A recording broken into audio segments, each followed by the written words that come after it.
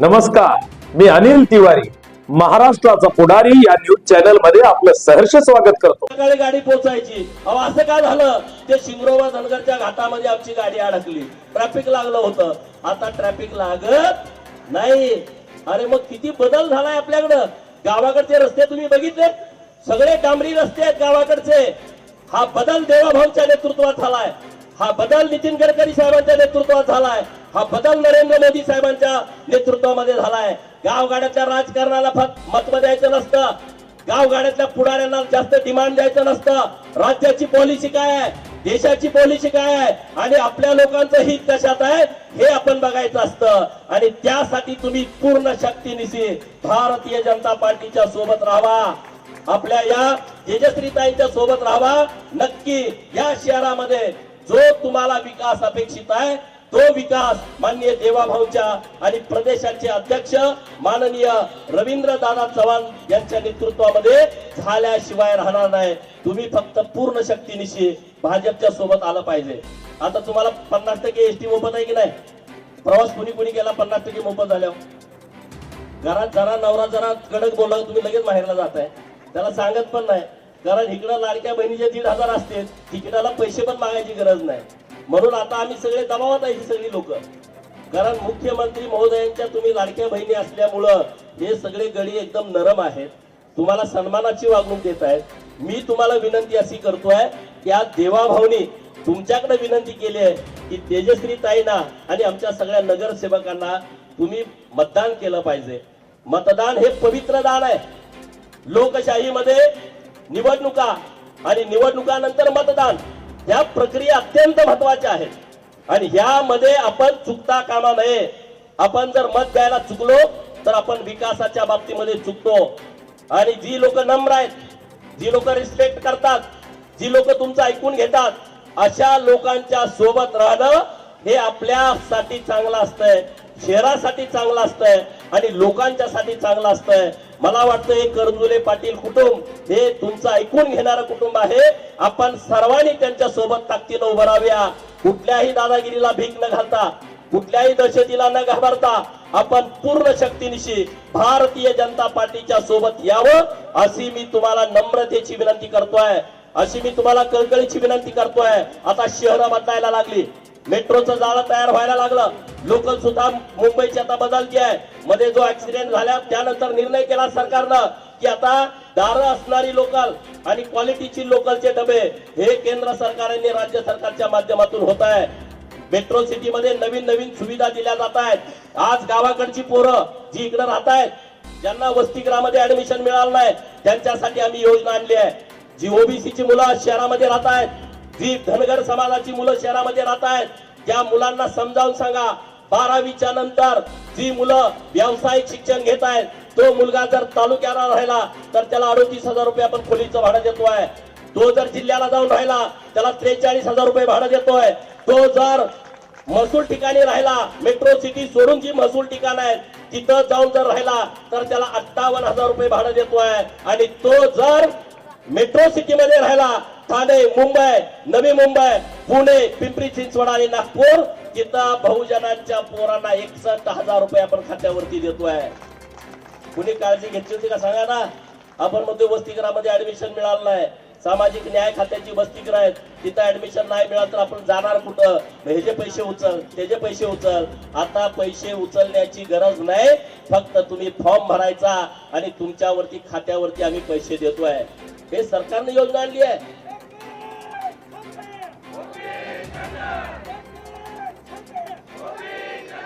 अहिल्या देवींच्या जयंतीचं हे 300वे वर्ष आहे. देवेंद्र फडणवीस साहेबांना मी धन्यवाद दिलाय. देशाच्या पंतप्रधान नरेंद्र मोदी साहेबांना धन्यवाद दिलाय. अरे 300वी जयंती आहे. कधी कुठली जयंती कुणी साजरी करत नव्हतं, फक्त धनगरांची पोरं जयंती साजरी करायची. माग देवाभाऊ मुख्यमंत्री असताना सरकारनं निर्णय केला की सरकारनं अहिल्या देवींची जयंती साजरी करायची. आता सगळ्या कार्यालयामध्ये अहिल्या देवींची जयंती साजरी होते. 300वी जयंतीच्या निमित्तानं आम्ही काही मागण्या केल्या होत्या. अहमदनगरचं नाव अहिल्यानगर असेल. आज अहिल्यानगरला एक नवीन मेडिकल कॉलेज सरकारनं घोषित केलं आहे. त्या मेडिकल कॉलेजला पुण्यश्लोक अहिल्यादेवी होळकरांचं नाव घोषित केलं आहे. मी माननीय मुख्यमंत्री महोदयांच्याकडं आता लोणावळ्याच्या तिथून जो आता नवीन बोगदा तयार होतोय, माननीय मुख्यमंत्री महोदय देवाभाऊंच्याकडं प्रशांत दादा ठाकूर यांचं पत्र दिलेलं आहे, महेश दादा बालदी आमदार यांचं पत्र दिलेलं आहे, शिवसेनेचे भरतशेठ गोगावले आणि त्यांचे सहकारी दळवी साहेब यांची पत्र दिले की त्या बोगद्याला वीर सिंगरोबा धनगर यांचं नाव देण्यात यावं. अरे आपला सन्मान आहे.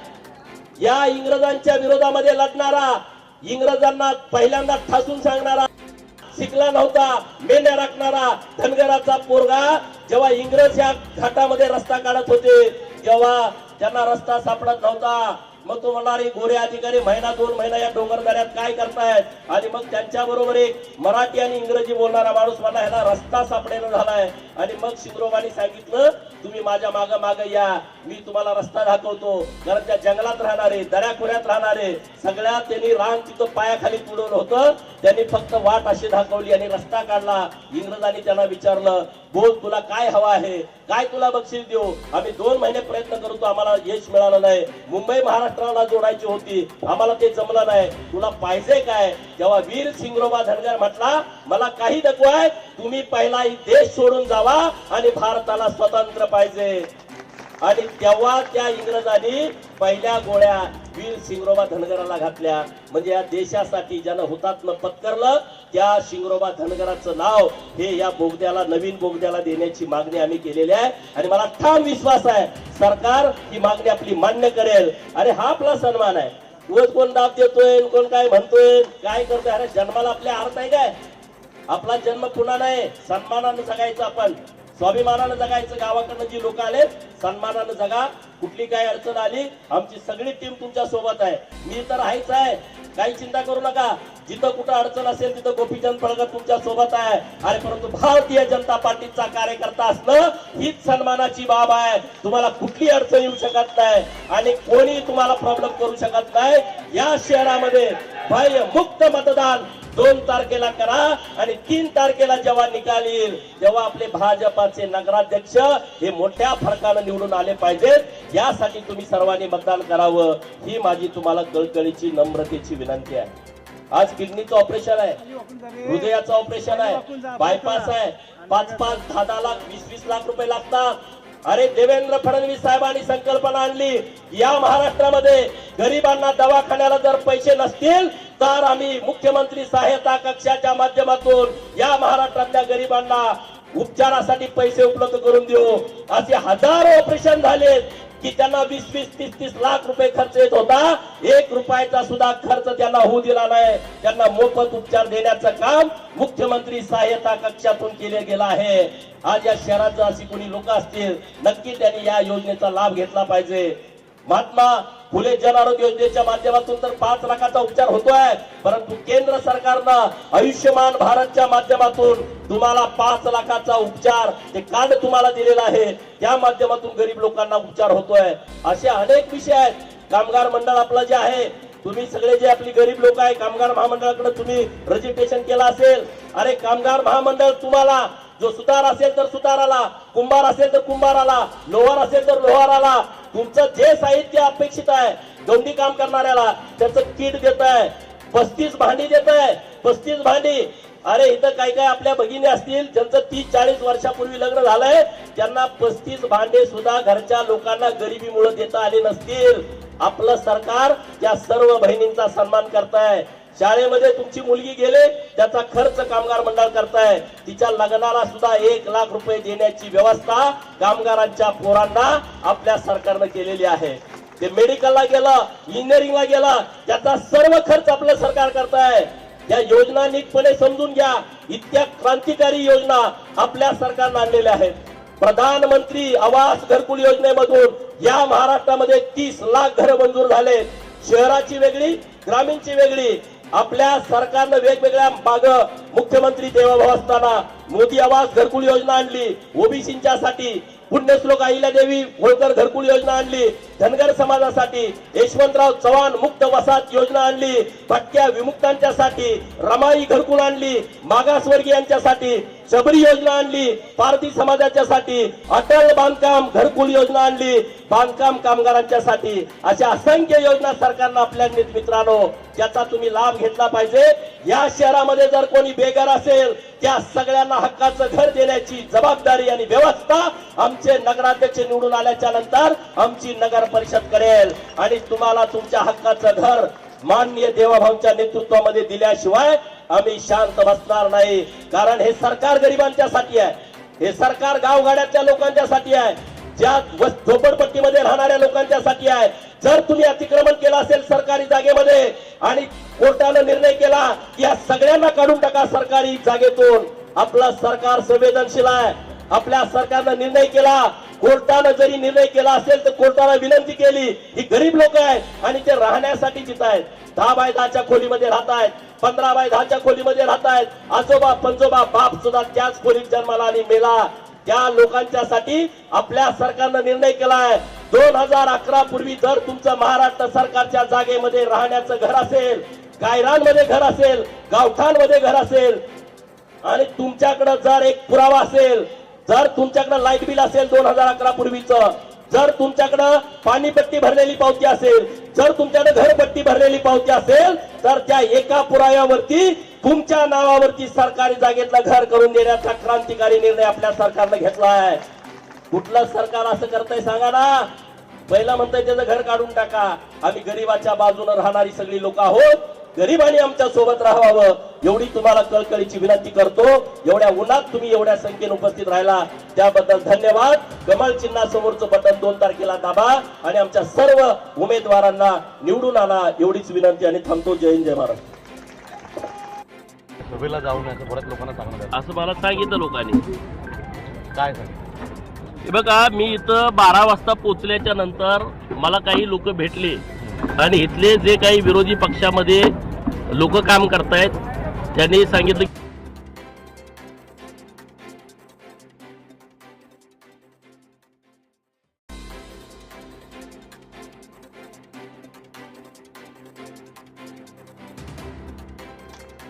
नगराध्यक्षपदाला स्वराज यादव, यश गायकवाड, प्रभाग क्रमांक 9चे उमेदवार विदुसर शेख, मीनाक्षी भागवत, प्रभाग क्रमांक 4चे उमेदवार मीना सुरेश वाळेकर, पवन वाळेकर, प्रभाग क्रमांक 4 विनू सिंह, श्रद्धा गुंजाळ, प्रभाग क्रमांक 10 श्रद्धा जाधव, अनिल गायकवाड, प्रभाग क्रमांक 8 भगवान मुंडे, महादेवी राजू. या शिबिरावरती उपस्थित भारतीय जनता पार्टीचे नेते भटक्या विमुक्तांचं ज्यांनी नेतृत्व केलं ते माननीय नरेंद्रजी पवार साहेब, कर्मिले साहेब, रिपब्लिकन पार्टी ऑफ इंडियाचे नेते.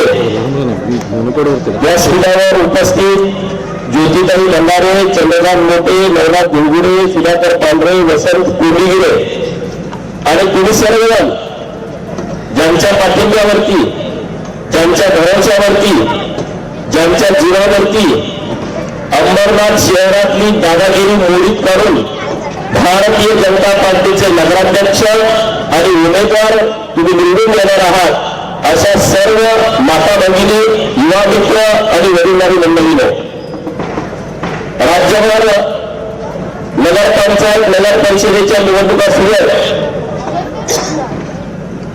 2 दिवस प्रचाराचे बाकी आहेत आणि 2 तारखेला आपल्याला मतदान करायचं आहे. भारतीय जनता पार्टीला आपण मतदान का करायचं आहे हे पहिलं नीट समजून घेतलं पाहिजे.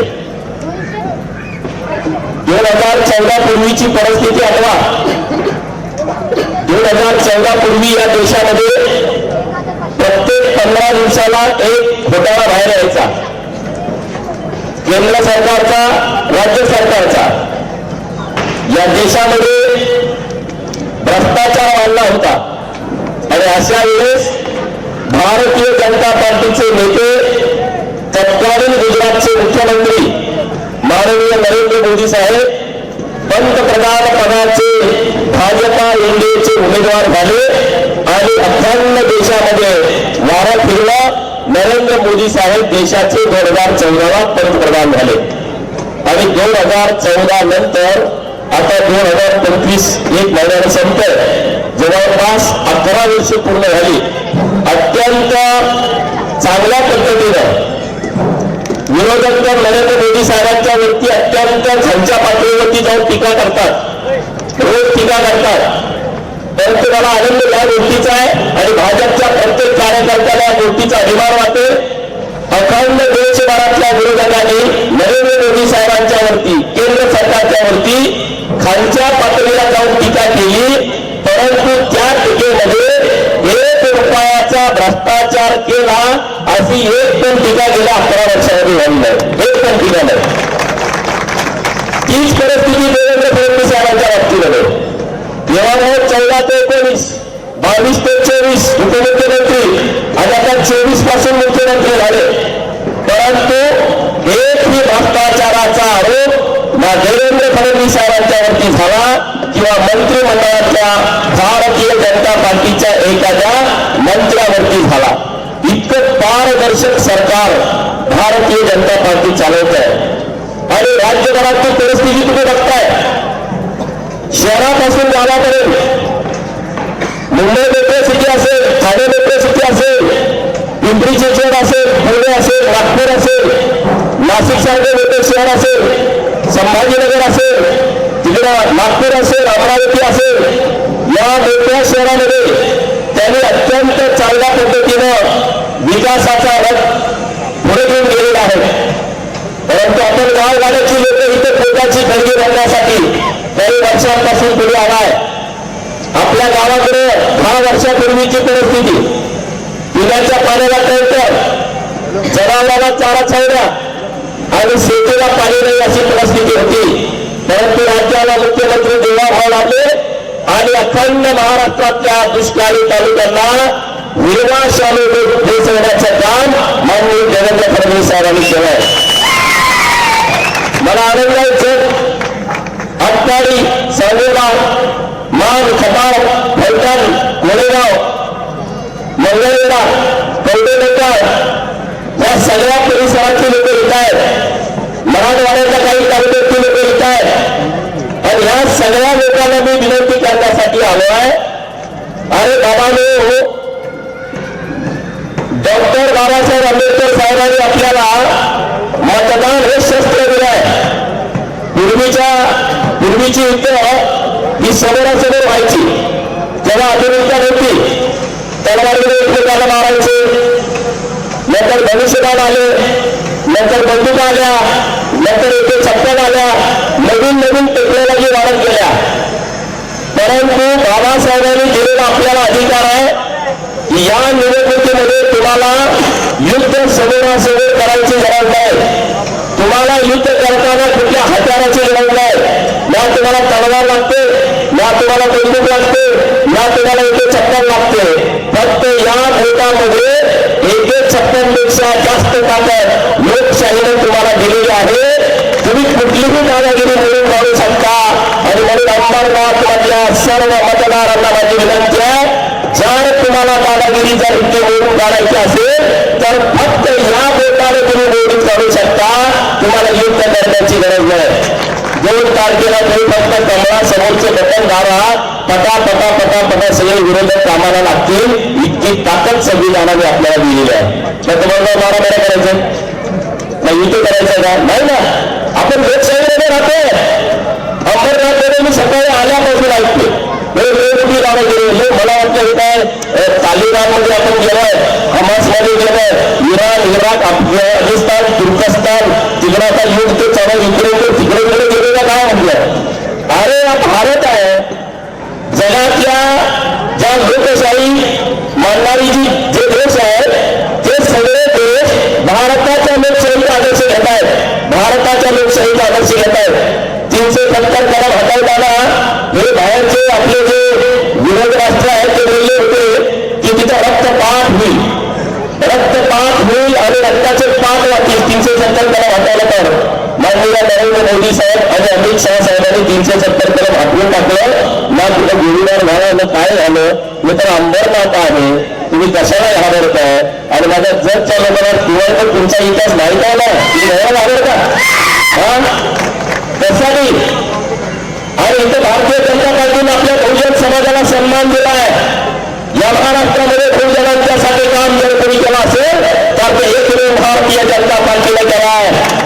गरीब मराठापासून बौद्ध असेल, चांभार असेल, कुंभार असेल, साई माई तेली कोटी वंजारी यांच्या घरदार सरकार नावाची मराठ केला मुसलमान लिगात पडी घरची असेल, मध्ययुक्तमध्ये राहणारे कैद्यारे असतील, मागरवाला असेल, तुमची असेल, गुलाटी असेल, गरजलक्ष्मीवाला असेल, मर्याचा गाडीवाला असेल, तो तिथं राहणारा मुलगी असेल, मेहमी असेल, ही जी पालामध्ये राहणारी लोक आहेत, या छोट्या छोट्या लोकांच्यासाठी जर निर्णय कोणी घेतला असेल, ओबीसी असेल, मायनर ओबीसी असेल, या लोकांना मानाचं स्थान देण्याचं काम भारतीय जनता पार्टीने केलं आहे.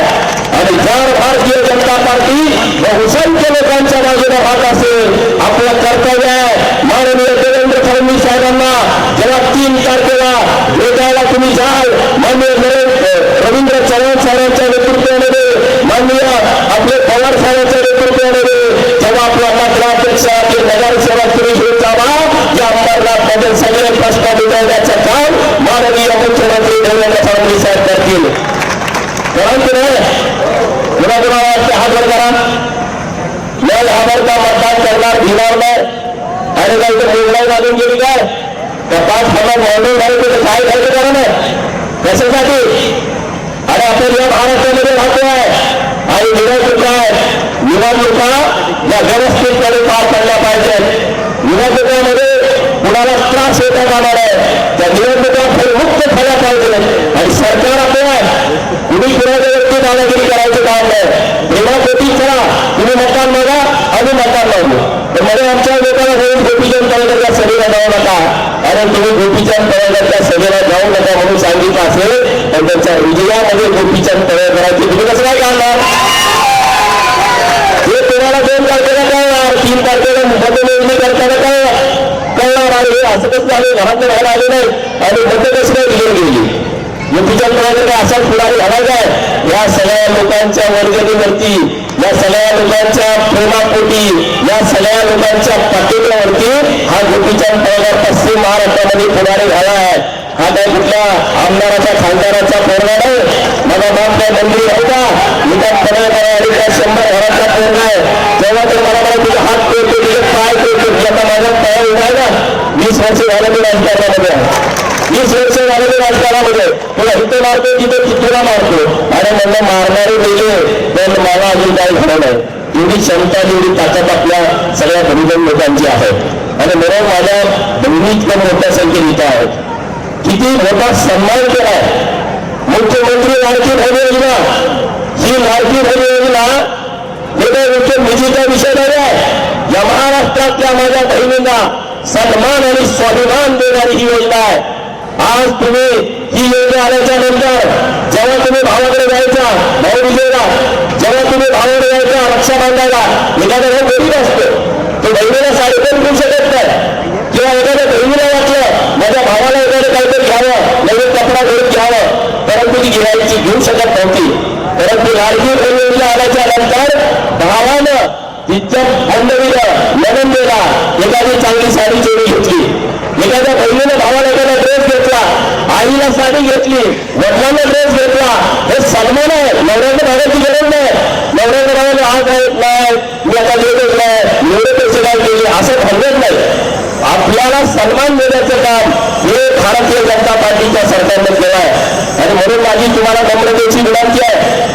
आजच्या देशामध्ये तुम्ही बिहारमध्ये काय परिस्थिती झाली. बिहारमध्ये फक्त 4 काँग्रेसचे आमदार निवडून आले. जेव्हा देशभर देश बदलण्याच्या गप्पा मारणारी लोक त्यांचे फक्त 4 आमदार तिथे निवडून आलेले आहेत.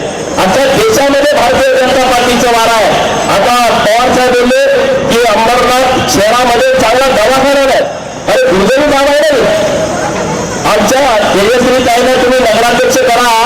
चांगल्या पद्धतीचा दवाखाना इथे उभा करण्यासाठी आम्ही माननीय देवेंद्र फडणवीस साहेबांच्याकडे विनंती करू आणि त्यांना तसा निर्णय घेण्यासाठी सांगू. शहराला लागू नाही तुम्ही, इथली परिस्थिती बदलली पाहिजे. महात्मा फुले जन आरोग्य योजनेच्या माध्यमातून आज 5 लाख रुपयाचा उपचार मोफत होते आहे. मग इथे त्या पद्धतीचे हॉस्पिटल असतील, तिथे योजना चालू असतील, नक्कीच त्या योजना चालू करून आपण घेतल्या पाहिजे. कर्मवीर पाटील या कुटुंबाचं माझं संमत केला. मला वाटतं मागे मी 5-6 वर्षापूर्वी आलो होतो, तेव्हा त्यांच्या ऑफिसला गेलो होतो, तेव्हा तिथे चहा घेऊन गेलो होतो. आता परत त्यांच्या प्रचारासाठी आलोय. आज एक वेल एज्युकेटेड आपली बहीण या नगराध्यक्ष पदाची निवडणूक लढवते आहे, सीए त्या, आणि त्यांना चांगलं नॉलेज आहे या सगळ्या विभागाचं. तर आपण पूर्ण शक्तीनिशी भारतीय जनता पार्टीच्या सोबत ठामपणे उभं राहायला पाहिजे. भारतीय जनता पार्टीचे नेते माननीय रवींद्र चव्हाण साहेब, माननीय पवार साहेब आणि इथले सगळे प्रमुख लोकांना मी धन्यवाद देईन की आमच्या 3 उमेदवारांना तुम्ही उमेदवारी दिलेली आहे, तिकीट दिलेलं आहे आणि त्यांना सन्मानानं या नगर परिषदेमध्ये येण्याची संधी दिलेली आहे. मी सगळ्या आपल्या लोकांना विनंती करतो, गावाकडनं आलेल्या, अरे तुम्ही सगळे एक व्हा, एक शक्तीनं भारतीय जनता पार्टीच्या बाजूला उभा राहा. आणि आपल्या ओढ्यात नाल्यात वेगळीच आता कृष्णेचं पाणी वाहत आहे, जिथं आपल्याला टँकर मागावा लागत होता.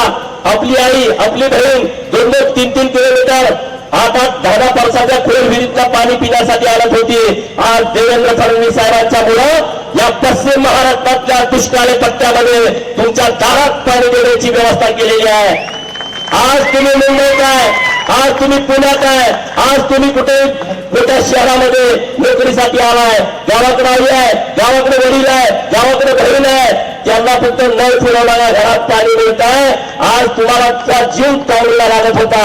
माझी आई काय करत असेल, माझ्या आईला पाणी मिळालं असेल की नसेल, टँकर आला असेल की नसेल, शेतीमध्ये पाऊस पडला नाही, त्या पिकाचं काय झालं असेल, मका चढली का राहिली, ज्वारी चढली का राहिली, बाजरी आले का नाही आली, ऊसाचं काय झालं, अशी परिस्थिती आपल्या गावाकडे होती. आणि ज्या तालुक्यामध्ये काढून झालं तर ऊसाचं कांड खायला मिळत नव्हतं, त्या तालुक्यामध्ये 3 कारखान्यात आता धूर निघायला लागलाय. ही परिस्थिती देवेंद्र फडणवीस साहेबांनी बदलली आहे. ही परिस्थिती भारतीय जनता पार्टीने बदलली आहे. अरे मित्रांनो, जर गावाकडची आपली परिस्थिती जर भारतीय जनता पार्टीमुळे बदलली असेल तर भारतीय जनता पार्टीला साथ देणं आपलं काम आहे, आपलं कर्तव्य आहे. आणि हिताने लोक तर साथ देतील, पण जी लोक घाबरून घरातनं बाहेर पडलेली आहेत त्यांना मला सांगायचं आहे, तुम्ही 2 तारखेला भारतीय जनता पार्टीच्या सोबतच राहिलं पाहिजे आणि त्यासाठी तुम्ही मतदान केलं पाहिजे. तुम्ही इथून गावाकडे निघाला, पूर्वी जे 95च्या अगोदर मुंबईला आले हात वर करा, 1995च्या आधी मुंबईला आले तसे हात वर करा. तुम्ही गावाला इथून एसटीनं निघाला, मुंबई जत गाडीनं, मुंबई कवठे मंकाळ गाडीनं, मुंबई मसवड गाडीनं, किती वेळानं पोहोचायचं गावाला? 2 दिवसानं. 2 दिवसानं पोहोचायचा. खंडाळ्याच्या घाटात अडकले का 2 दिवस तिथंच. अरे भाजपचं सरकार 95 ते 99 आलं आणि त्यांनी विचार केला की मुंबई आणि पुणे एक्सप्रेस हायवे केला पाहिजे. आणि आता किती तासात येतो? मी जत मधनं निघालो का 6व्या तासामध्ये मंत्रालयामध्ये पोहोचतोय. हे भारतीय जनता पार्टी आहे, हे भारतीय जनता पार्टी. आम्ही लहान असताना बघितलं, आमच्याकडे परत खरसुनी गाडी यायची. आज माणूस निघालेला आम्ही सकाळी वाट बघायचो. लहान पोरं, मुंबईचा माणूस आला म्हणजे काहीतरी खायला घेऊन येईल. बारक्या पोरांची अपेक्षा असायची ना, मुंबईचा माणूस आला का काहीतरी घेऊन येईल आपल्याला.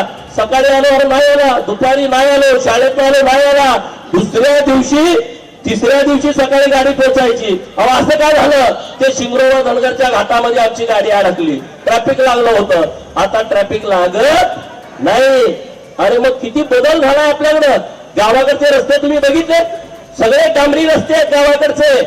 हा बदल देवाभाऊंच्या नेतृत्वात झालाय, हा बदल नितीन गडकरी साहेबांच्या नेतृत्वात झालाय, हा बदल नरेंद्र मोदी साहेबांच्या नेतृत्वामध्ये झालाय.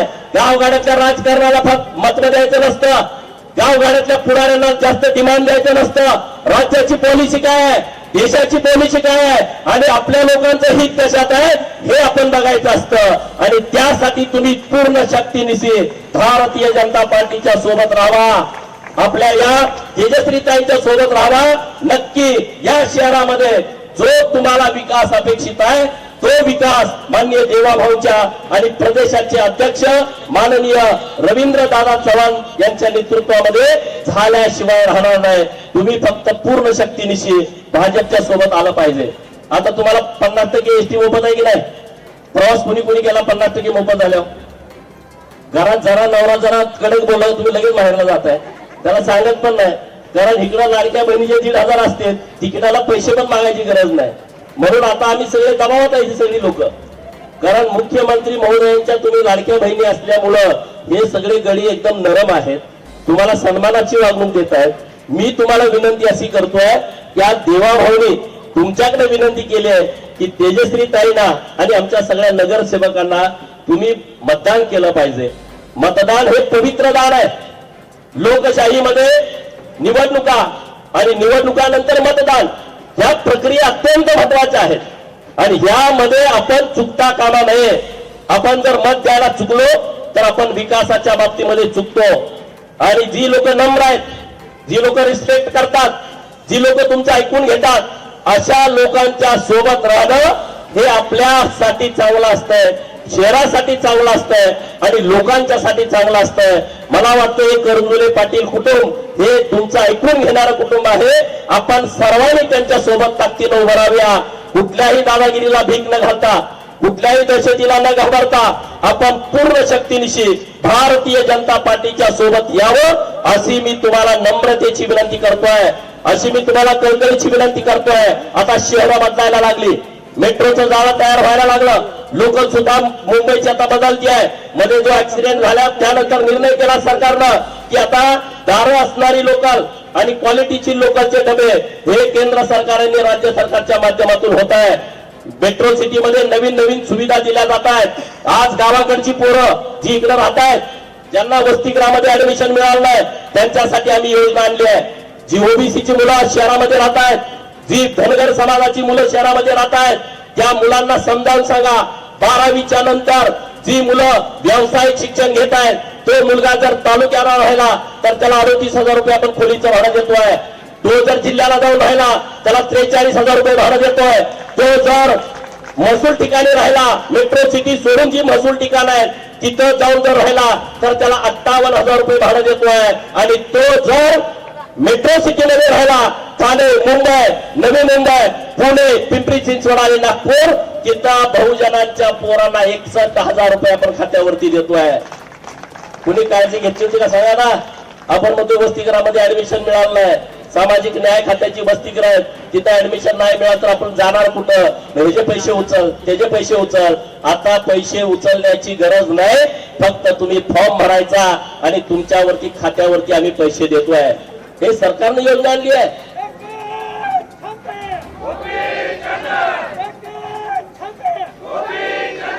अहिल्यादेवींच्या जयंतीचे 300वे वर्ष आहे. देवेंद्र फडणवीस साहेबांना मी धन्यवाद दिलाय, देशाच्या पंतप्रधान नरेंद्र मोदी साहेबांना धन्यवाद दिलाय. अरे 300वी जयंती आहे. कधी कुठली जयंती कुणी साजरी करत नव्हतं, फक्त धनगरांची पोरं जयंती साजरी करायची. माग देवाभाऊ मुख्यमंत्री असताना सरकारने निर्णय केला की सरकारनं अहिल्यादेवींची जयंती साजरी करायची. आता सगळ्या कार्यालयामध्ये अहिल्यादेवींची जयंती साजरी होते. 300वी जयंतीच्या निमित्तानं आम्ही काही मागण्या केल्या होत्या. अहमदनगरचं नाव अहिल्यानगर असेल. आज अहिल्यानगरला एक नवीन मेडिकल कॉलेज सरकारनं घोषित केलाय. त्या मेडिकल कॉलेजला पुण्यश्लोक अहिल्यादेवी होळकरांचं नाव घोषित केलंय. मी माननीय मुख्यमंत्री महोदयांच्याकडे आता लोणावळ्याच्या तिथून जो आता नवीन बोगदा तयार होतोय, माननीय मुख्यमंत्री महोदय देवाभाऊंच्याकडे प्रशांत दादा ठाकूर यांचं पत्र दिलेलं आहे, महेश दादा बालदी आमदार यांचं पत्र दिलेलं आहे, शिवसेनेचे भरतशेठ गोगावले आणि त्यांचे सहकारी दळवी साहेब यांची पत्र दिले की त्या बोगद्याला वीर सिंगरोबा धनगर यांचं नाव देण्यात यावं. अरे आपला सन्मान आहे. या इंग्रजांच्या विरोधामध्ये लढणारा, इंग्रजांना पहिल्यांदा ठासून सांगणारा, शिकला नव्हता, मेल्या राखणारा धनगराचा पोरगा जेव्हा इंग्रज या घाटामध्ये रस्ता काढत होते तेव्हा त्यांना रस्ता सापडत नव्हता. मग तो म्हणणार गोरे अधिकारी महिना 2 महिना या डोंगरदऱ्यात काय करतायत. आणि मग त्यांच्या बरोबर एक मराठी आणि इंग्रजी बोलणारा माणूस मला ह्याला रस्ता सापडेना झालाय. आणि मग शिंगरोबानी सांगितलं तुम्ही माझ्या मागे या, मी तुम्हाला रस्ता दाखवतो. कारण त्या जंगलात राहणारे दऱ्याखोऱ्यात राहणारे सगळ्यात त्यांनी रान तिथं पायाखाली तुडवलं होतं. त्यांनी फक्त वाट अशी दाखवली आणि रस्ता काढला. इंग्रजांनी त्यांना विचारलं बोल तुला काय हवा आहे, काय तुला बक्षीस देऊ. आम्ही 2 महिने प्रयत्न करतो, आम्हाला यश मिळालं नाही. मुंबई महाराष्ट्राला जोडायची होती, आम्हाला ते जमलं नाही. तुला पाहिजे काय. तेव्हा वीर शिंगरोबा धनगर म्हटला मला काही नकोय, तुम्ही पहिला ही देश सोडून जावा आणि भारताला स्वतंत्र पाहिजे. आणि तेव्हा त्या इंग्रजांनी पहिल्या गोळ्या वीर शिंगरोबा धनगराला घातल्या. म्हणजे या देशासाठी ज्यानं हुतात्मा पत्करलं त्या शिंगरोबा धनगराचं नाव हे या बोगद्याला, नवीन बोगद्याला देण्याची मागणी आम्ही केलेली आहे. आणि मला ठाम विश्वास आहे सरकार ही मागणी आपली मान्य करेल. आणि हा आपला सन्मान आहे. रोज कोण दाब देतो, कोण काय म्हणतो, काय करतो. अरे जन्माला आपल्या अर्थ आहे काय. आपला जन्म पुन्हा नाही, सन्मानानं जगायचं, आपण स्वाभिमानानं जगायचं. गावाकडनं जी लोक आले सन्मानानं जगा. कुठली काय अडचण आली आमची सगळी टीम तुमच्या सोबत आहे. मी तर आहेच आहे, काही चिंता करू नका. जिथं कुठं अडचण असेल तिथं गोपीचंद पळकर तुमच्या सोबत आहे. आणि परंतु भारतीय जनता पार्टीचा कार्यकर्ता असणं हीच सन्मानाची बाब आहे. तुम्हाला कुठली अडचण येऊ शकत नाही आणि कोणी तुम्हाला प्रॉब्लेम करू शकत नाही. या शहरामध्ये बाह्य मुक्त मतदान 2 तारखेला करा आणि 3 तारखेला जेव्हा निकाल येईल तेव्हा आपले भाजपाचे नगराध्यक्ष हे मोठ्या फरकाने निवडून आले पाहिजेत. यासाठी तुम्ही सर्वांनी मतदान करावं ही माझी तुम्हाला कळकळीची नम्रतेची विनंती आहे. आज किडनीचं ऑपरेशन आहे, हृदयाचं ऑपरेशन आहे, बायपास आहे. 5-5, 10-10 लाख, 20-20 लाख रुपये लागतात. अरे देवेंद्र फडणवीस साहेबांनी संकल्पना आणली या महाराष्ट्रामध्ये गरिबांना दवाखान्याला जर पैसे नसतील तर आम्ही मुख्यमंत्री सहायता कक्षाच्या माध्यमातून या महाराष्ट्रातल्या गरिबांना उपचारासाठी पैसे उपलब्ध करून देऊ. असे हजारो ऑपरेशन झाले की त्यांना 20-20, 30-30 लाख रुपये खर्च येत होता. 1 रुपयाचा सुद्धा खर्च त्यांना होऊ दिला नाही. त्यांना मोफत उपचार देण्याचं काम मुख्यमंत्री सहायता कक्षातून केले गेलं आहे. आज या शहरात अशी कोणी लोक असतील नक्की त्यांनी या योजनेचा लाभ घेतला पाहिजे. महात्मा फुले जन आरोग्य योजनेच्या माध्यमातून तर 5 लाखाचा उपचार होतोय. परंतु केंद्र सरकारनं आयुष्यमान भारतच्या माध्यमातून तुम्हाला 5 लाखाचा उपचार ते कार्ड तुम्हाला दिलेलं आहे. त्या माध्यमातून गरीब लोकांना उपचार होतोय. असे अनेक विषय आहेत. कामगार मंडळ आपलं जे आहे, तुम्ही सगळे जे आपली गरीब लोक आहे कामगार महामंडळाकडे तुम्ही रजिस्ट्रेशन केलं असेल. अरे कामगार महामंडळ तुम्हाला जो सुतार असेल तर सुताराला, कुंभार असेल तर कुंभाराला, लोहार असेल तर लोहाराला तुमचं जे साहित्य अपेक्षित आहे दोंडी काम करणाऱ्याला त्याचं किट देत आहे. 35 भांडी देत आहे, 35 भांडी. अरे इथं काही काही आपल्या भगिनी असतील ज्यांचं 30-40 वर्षापूर्वी लग्न झालंय त्यांना 35 भांडे सुद्धा घरच्या लोकांना गरिबीमुळे देता आले नसतील. आपलं सरकार त्या सर्व बहिणींचा सन्मान करताय. शाळेमध्ये तुमची मुलगी गेले त्याचा खर्च कामगार मंडळ करताय. तिच्या लग्नाला सुद्धा 1 लाख रुपये देण्याची व्यवस्था कामगारांच्या पोरांना आपल्या सरकारने केलेली आहे. ते मेडिकलला गेला, इंजिनिअरिंगला गेला त्याचा सर्व खर्च आपलं सरकार करताय. त्या योजना नीटपणे समजून घ्या. इतक्या क्रांतिकारी योजना आपल्या सरकारने आणलेल्या आहेत. प्रधानमंत्री आवास घरकुल योजनेमधून या महाराष्ट्रामध्ये 30 लाख घरे मंजूर झाले. शहराची वेगळी, ग्रामीणची वेगळी. आपल्या सरकारने वेगवेगळ्या माग मुख्यमंत्री देवेंद्र असताना मोदी आवास घरकुल योजना आणली ओबीसींच्यासाठी. पुण्यश्लोक अहिल्यादेवी होळकर घरकुल योजना आणली धनगर समाजासाठी. यशवंतराव चव्हाण मुक्त वसाहत योजना आणली भटक्या विमुक्तांच्यासाठी. रमाई घरकुल आणली मागासवर्गीयांच्यासाठी. शबरी योजना आणली पारधी समाजाच्यासाठी. अटल बांधकाम घरकुल योजना आणली बांधकाम कामगारांच्यासाठी. अशा असंख्य योजना सरकारनं आपल्या मित्रांनो त्याचा तुम्ही लाभ घेतला पाहिजे. या शहरामध्ये जर कोणी बेकार असेल त्या सगळ्यांना हक्काचं घर देण्याची जबाबदारी आणि व्यवस्था आमचे नगराध्यक्ष निवडून आल्याच्या नंतर आमची नगर परिषद करेल. आणि तुम्हाला तुमच्या हक्काचं घर माननीय देवाभाऊंच्या नेतृत्वामध्ये दिल्याशिवाय आम्ही शांत बसणार नाही. कारण हे सरकार गरिबांच्यासाठी आहे. हे सरकार गावगाड्यातल्या लोकांच्यासाठी आहे. ज्या झोपडपट्टीमध्ये राहणाऱ्या लोकांच्यासाठी आहे. जर तुम्ही अतिक्रमण केलं असेल सरकारी जागेमध्ये आणि कोर्टाने निर्णय केला की या सगळ्यांना काढून टाका सरकारी जागेतून, आपला सरकार संवेदनशील आहे.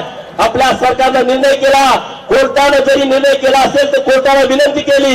ही गरीब लोक आहेत आणि ते राहण्यासाठी तिथं आहेत. 10 बाय 10च्या खोलीमध्ये राहत आहेत, 15 बाय 10च्या खोलीमध्ये राहत आहेत. आजोबा पंजोबा बाप सुद्धा त्याच खोलीत जन्माला आणि मेला. त्या लोकांच्यासाठी आपल्या सरकारनं निर्णय केलाय.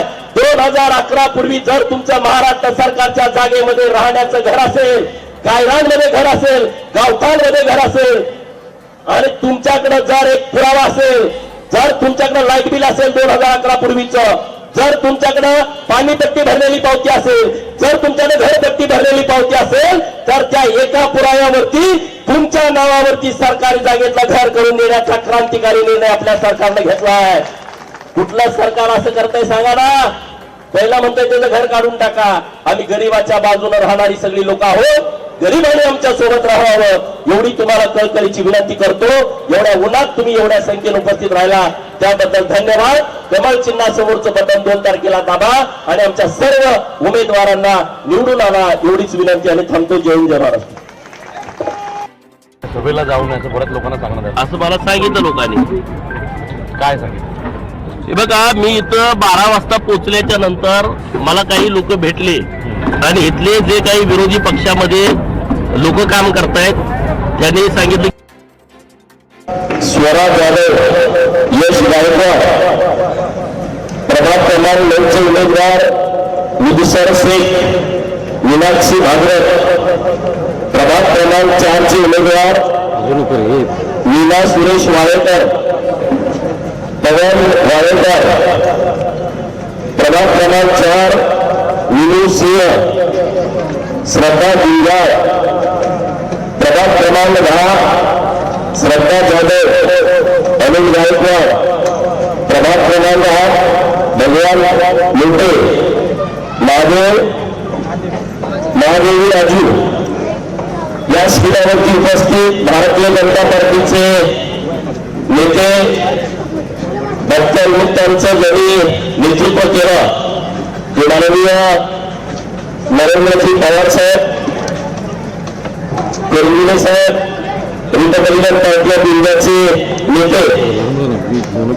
या शिबिरावर उपस्थित ज्योतिताई भंडारे, चंद्रकांत मोटे, नवनाथ गुळगुडे, सुधाकर पांढरे, वसंत कोलिगिरे आणि तुम्ही सर्वजण ज्यांच्या पाठिंब्यावरती, ज्यांच्या भरोश्यावरती, ज्यांच्या जीवावरती अंबरनाथ शहरातली दादागिरी मोडीत काढून भारतीय जनता पार्टीचे नगराध्यक्ष आणि उमेदवार तुम्ही निवडून देणार आहात अशा सर्व माता भगिनी, युवा मित्र आणि वडीलधारी मंडळीने राज्यभर नगरपंचायत, नगर परिषदेच्या निवडणुका सुरू आहेत.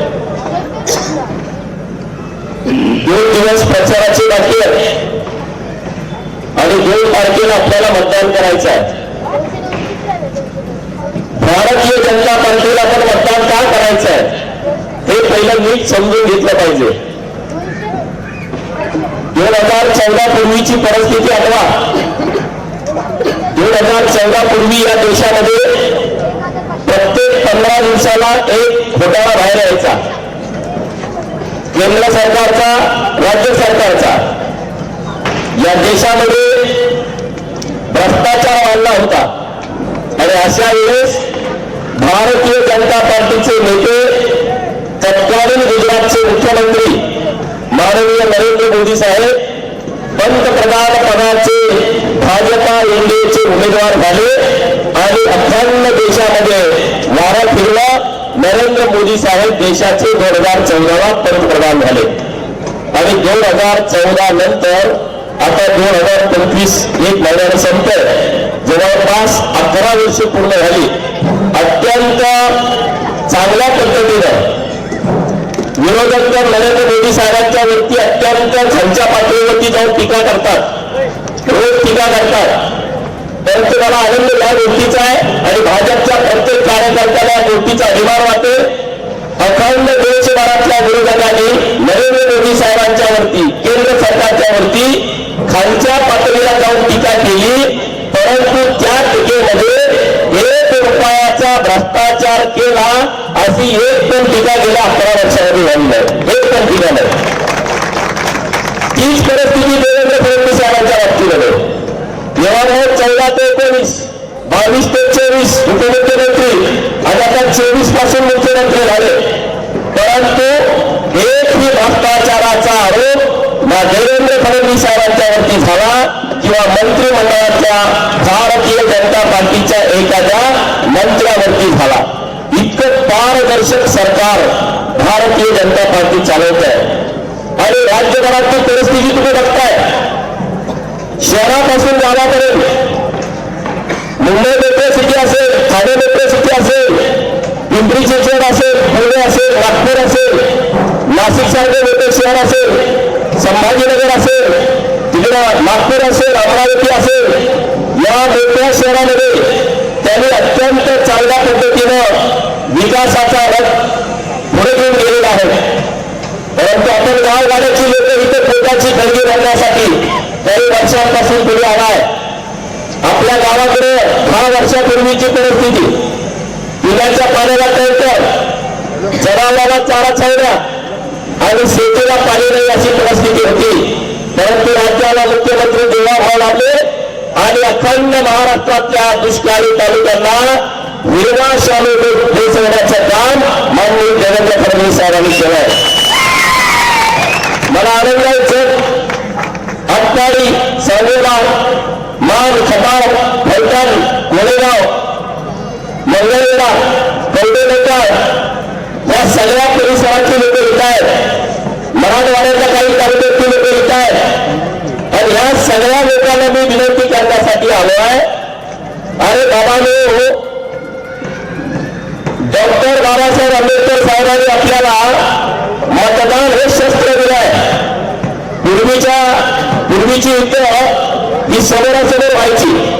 जेव्हा आधुनिकता नव्हती, तलवारीने एकमेकाला मारायचे, नंतर धनुष्यबाण आले, नंतर बंदुका आल्या, नंतर इथे चप्पल आल्या, नवीन नवीन टेक्नॉलॉजी वाढत गेल्या. परंतु बाबासाहेबांनी दिलेला आपल्याला अधिकार आहे की या निवडणुकीमध्ये तुम्हाला युद्ध समोरासमोर करायची गरज नाही. तुम्हाला युद्ध करताना कुठल्या हत्याराची गरज नाही. ना तुम्हाला तलवार लागते, ना तुम्हाला बंदूक लागते, ना तुम्हाला इथे चप्पल लागते.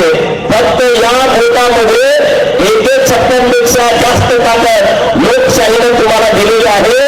तुम्ही कुठलीही दादागिरी म्हणून काढू शकता.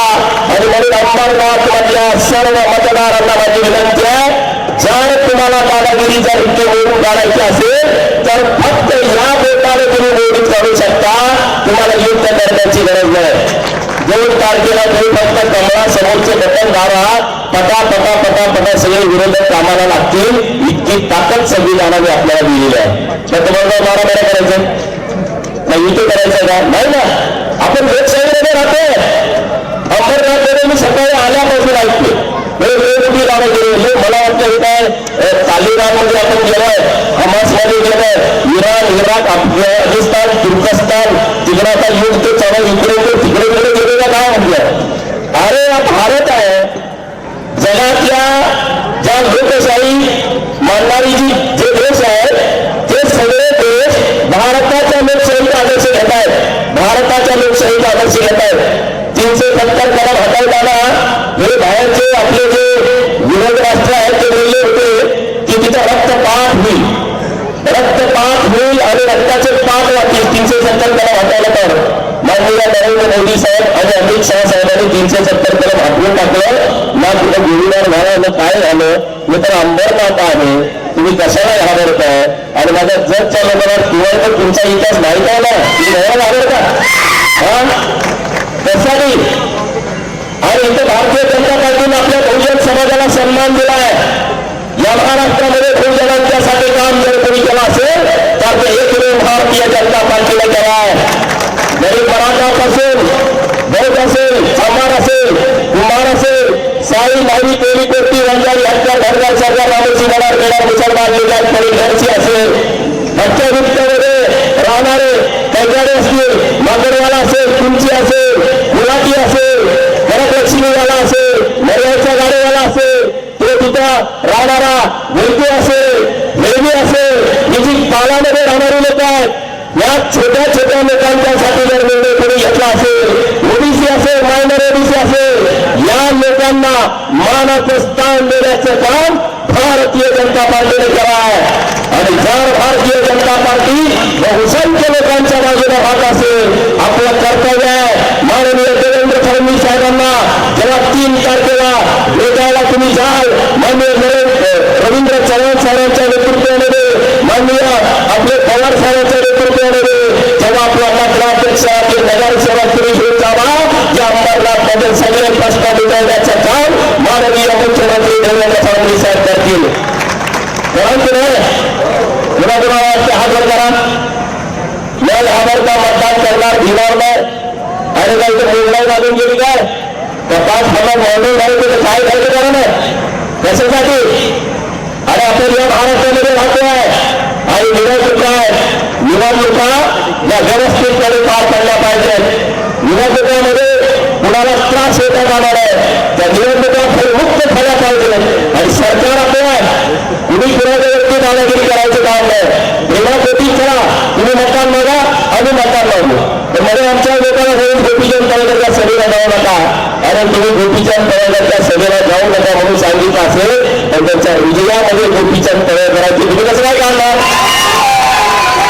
हे तुम्हाला 2 तारखेला कळणार, 3 तारखेला मतमोजणी करताना कळणार. आणि हे असं कसं झालं, घरात राहायला आले नाही आणि मत कशी काय दिली गेली. गोपीचंद पडळकर असाच पुढारी घालायचा आहे. या सगळ्या लोकांच्या वर्गणीवरती, या सगळ्या लोकांच्या प्रेमापोटी, या सगळ्या लोकांच्या पाठिंब्यावरती हा गोपीचंद पडळकर पश्चिम महाराष्ट्रामध्ये पुढारी झाला आहे. हा काय कुठल्या आमदाराच्या खासदाराचा पोरगा नाही, माझा बाप काय मंत्री होता. प्रत्येकाच्या मनामनातील, मातीच्या कणाकणातील आपल्या व आपल्या हक्काची ललकारी महाराष्ट्राचा पुढारी पाहण्यास विसरू नका.